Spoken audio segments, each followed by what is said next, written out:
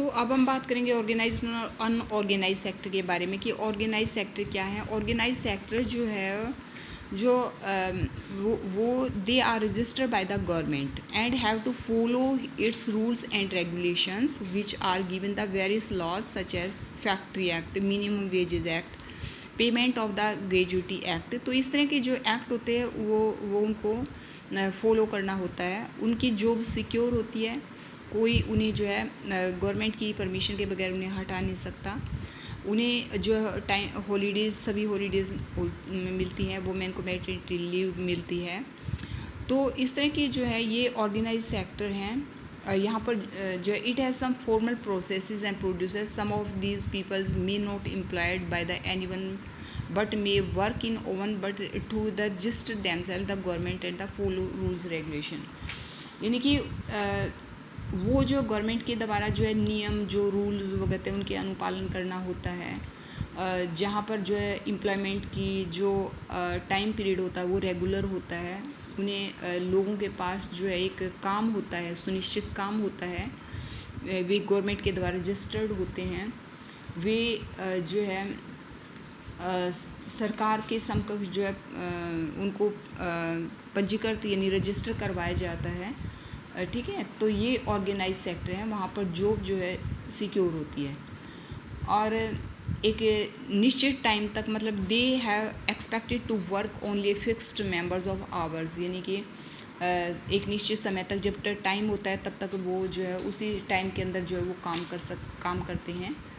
और उन्हें जो है अगर वो अलग से काम करना चाहते तो उन्हें अलग से जो है पेमेंट भी की जाती है और उन्हें पूरे वेतन के साथ जो है they get payment during holidays. अगर कोई हॉलीडेज़ आती तो भी उन्हें पेमेंट मिलती है, प्रोवाइडेड फंड मिलते हैं, ग्रेजुएटी मिलती है, उन्हें मेडिकल जो बेनिफिट भी मिलते हैं अंडर जो है लॉज के अंतर्गत। और जो है उन्हें काफ़ी चीज़ें जैसे factory manager has to ensure facility like drinking water and safe working environment when they retire.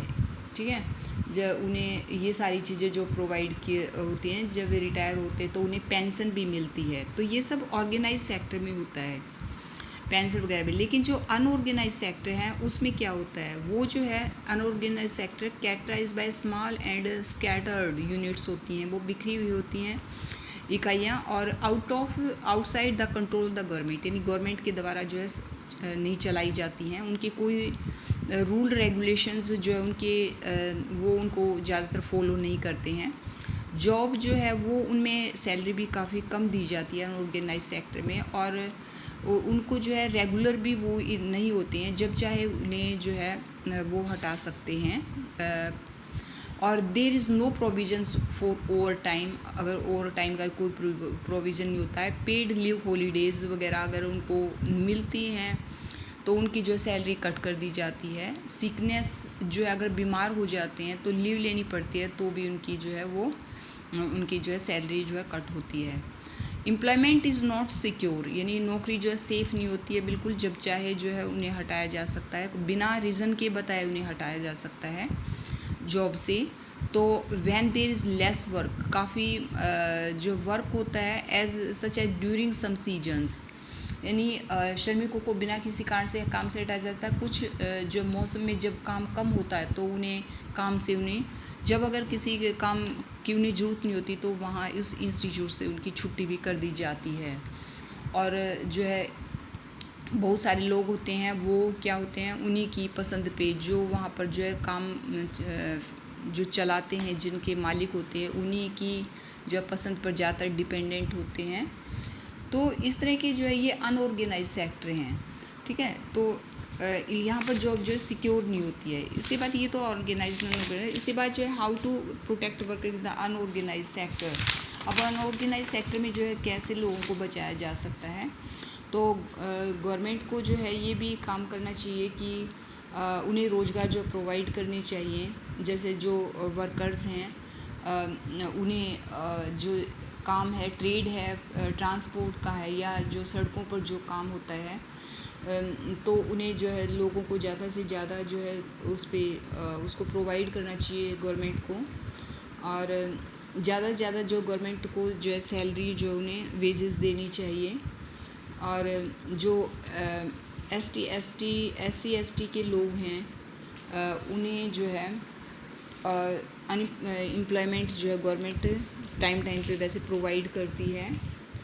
तो इसके बाद जो है सार्वजनिक sectors in the term of the ownership and public. अब है पब्लिक और प्राइवेट सेक्टर्स क्या होते हैं, ठीक है। पब्लिक और प्राइवेट सेक्टर, अब जैसे मैं अगर पब्लिक सेक्टर की बात करूं तो जो है ये क्या है, the government owns most of the assets and provide all the services in the जो सर्विसेज, यानी जो पब्लिक सेक्टर गवर्नमेंट के द्वारा चलाए जाते हैं, गवर्नमेंट उन्हें चलाती है। जबकि प्राइवेट सेक्टर जो ओनशिप यानी अपने द्वारा चलाए जाते हैं किसी हैंड टू प्राइवेट इंडिविजुअल्स और कंपनीज़ के द्वारा, नहीं कोई अकेला पर्सन भी चला सकता है या मिल के भी चला सकता है, कंपनी भी चला सकती है। जैसे अगर मैं बात करूँ पब्लिक सेक्टर की, तो पब्लिक जो सेक्टर है रेलवेज़ और post office an example of the public sector. जबकि Tata iron and steel company limited, जिसे टिस्को बोलते हैं, और रिलायंस जो इंडस्ट्रीज़ हैं ये क्या प्राइवेटली है, ये प्राइवेटली ओन्ड है, ये प्राइवेट सेक्टर हैं ये सारे। तो प्राइवेट सेक्टर जो are guided by the motive of the earn profit, ये प्राइवेट सेक्टर जो ज़्यादा से ज़्यादा इनका काम होता है ज़्यादा से ज़्यादा कमाई करना, प्रॉफिट कमाना। और इसके बाद जो है to get such services we have to pay money of these individuals and to companies. और ज़्यादातर ये जो है इनका सिर्फ, लेकिन जो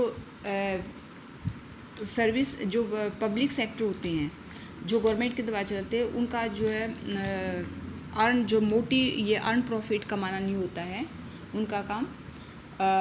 वो जो लोगों को ज़्यादा फैसिलिटीज़ भी प्रोवाइड करती हैं। तो ये इस तरह के जो हैं पब्लिक और प्राइवेट जो है वो सेक्टर्स हैं। इसके बाद जो कुछ जैसे सड़क हैं, जैसे रोड्स हैं, मान लीजिए पुल है, रेलवे हैं, बिजली आदि का निर्माण, डैम वगैरह सिंचाई जो गवर्नमेंट जो है प्रोवाइड करवाती है। और इस तरह की जो है चीज़ों का जो गवर्नमेंट है, ऐसे जो भारी हैवी जो चीज़ें होती हैं उनको जो गवर्नमेंट स्वयं उनका खर्चा उठाती है, क्योंकि इन सभी लोगों के लिए इन फैसिलिटीज़ को जो है वो सुनिश्चित करना काम अपना समझती है। आपने देखा होगा जो रोड वगैरह वो गवर्नमेंट के अंडर बनते हैं, पुल, रेलवे वगैरह, क्योंकि इन पे खर्चा बहुत ज़्यादा आता है।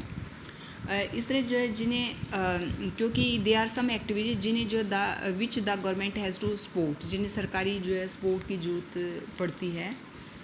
और इसके बाद जो है जो इंडियन गवर्नमेंट है वो फार्मर्स को जो है गेहूं और वीट और राइस जो उसे किसानों से ख़रीदती है, जिसे और इसे जो है अपने जो गोडान होते हैं उनमें जो स्टोरेज करती है, और फिर जो राशन की दुकानें होती हैं राशन शॉप्स, फिर उनको जो है वहाँ पर भेजती है, और फिर जो है लोगों को जो है काफ़ी कम रेट पर जो है ये राशन या ये जो है खाने पीने की चीज़ें जो है डिस्ट्रीब्यूट करती है, काफ़ी कम लो प्राइस पे जो है लोगों को ये प्रोवाइड करती है।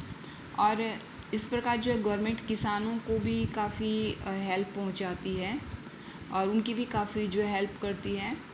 और इस पर जो है इस तरह की जो एक्टिविटीज़ हैं वो ज़्यादातर गवर्नमेंट की जो रिस्पॉन्सिबिलिटी है, और इन पर जो है खर्च करना government must spend on these, यानी गवर्नमेंट को इस पे जो है ज़्यादा से ज़्यादा खर्च करने की ज़रूरत है। किस तरह की चीज़ों पे ज़्यादा खर्च करने की ज़रूरत है, चीज़ों पे जैसे provide health and education facilities, ये सरकार को इस पे ज़्यादा स्पेंड करना चाहिए।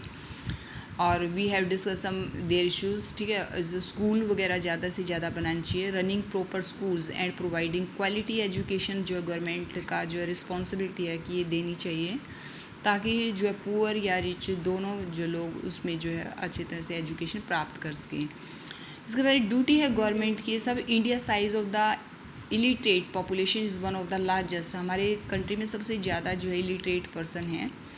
तो अगर ये क्योंकि हमारी कंट्री में जो एजुकेशन की एक काफ़ी कमी है और हेल्थ की भी जो है इतनी अच्छी जो है लोगों की नहीं है, तो इस पे गवर्नमेंट काफ़ी कम पैसा खर्च करती है।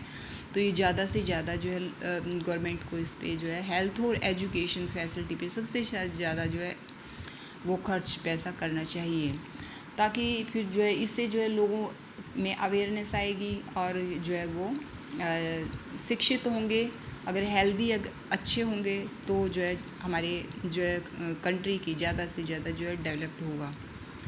इसी प्रकार से जो है हमारे इंडिया के अंदर आधे से ज़्यादा जो बच्चे होते हैं वो मेलनोराइज्ड